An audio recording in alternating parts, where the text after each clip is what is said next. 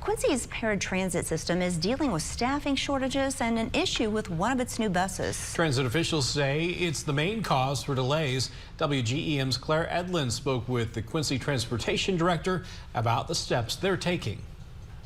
Daniel and Raja, transit officials say over the last 3 months, the transportation service that caters to the elderly and those with disabilities has faced 300 denials. That means the passenger's request for a ride surpasses 1 hour. Quincy's transportation director says most of the denials happen during peak hours. He says the increase in denials is concerning because it used to average closer to 20 per month. Our community, the demographics has changed on our community.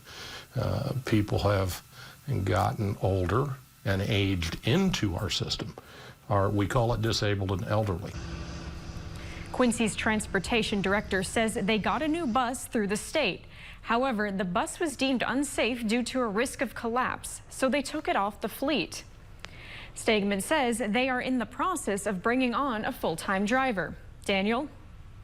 All right, thank you, Claire. Stegman says they're also looking to update their tracking system because it counts the calls rather than the number of people.